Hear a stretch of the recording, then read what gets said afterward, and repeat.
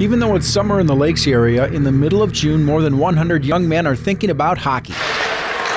For the third year in a row, Alexandria has been the host to an FCA hockey camp.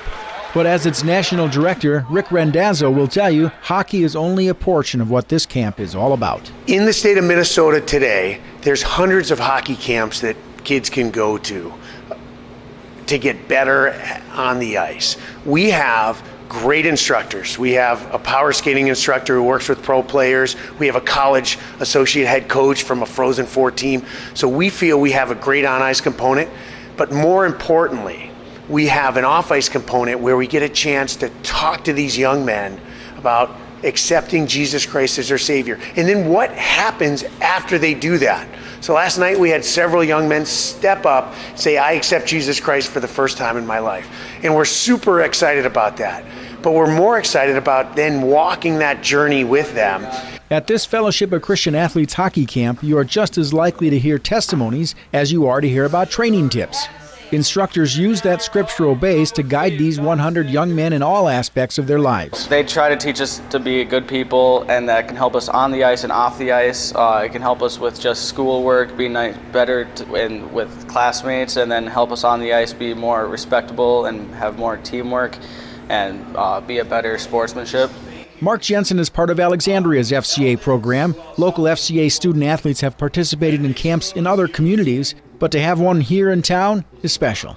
In fact, Ed Christofferson started that quite a few years ago, and it's been awesome. And now over the last 3 years, to be able to have a sports-specific camp here in Alexandria where we see young men and women from the community being trained in their sport that they love and discipled, it's been just awesome. It's just been so great to be part of. Becoming the home for this annual event comes from a commitment the entire Randazzo family made a few years ago, committing to take the ministries for coaches, campuses, camps, and community to each state in the nation. Well, the motivation, I think, is always obedience. Anytime you're called to step out of your comfort zone, you have two choices. You can do it or you can say no. And fortunately, our family made a commitment to saying yes. So 4 years ago, we sold everything we had and we stepped out and we've been traveling. And yes, 45 states are done. And we have 5 left. We'll go back on that tour in August and finish up in December.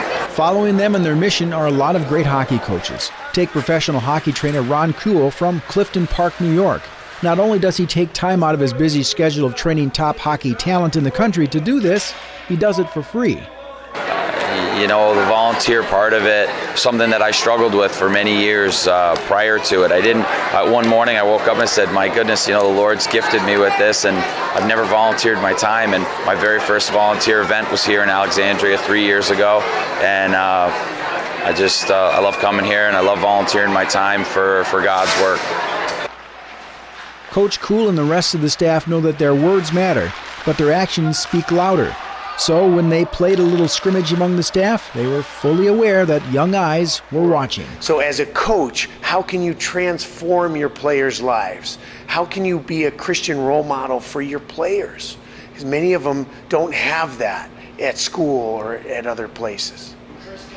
As parents gathered at the end of camp, they saw and heard stories, sensing the excitement from both kids and staff, and they realized this camp is not your run-of-the-mill hockey camp. So we had quite a few kids on the waiting list because we can only get basically the 1 week time frame of ice because of some of the things that are going on at the rink. So in the future, we hope to be able to get even more ice time, more kids to come to camps, and we could see this going for 3-4 weeks during the summer. I mean, we had kids coming from California, Georgia, Idaho, all over, and we just think that this could be really big. And Jensen is talking about a lot more than simply camp enrollment. For the Voice of Alexandria, I'm Joe Krakowski.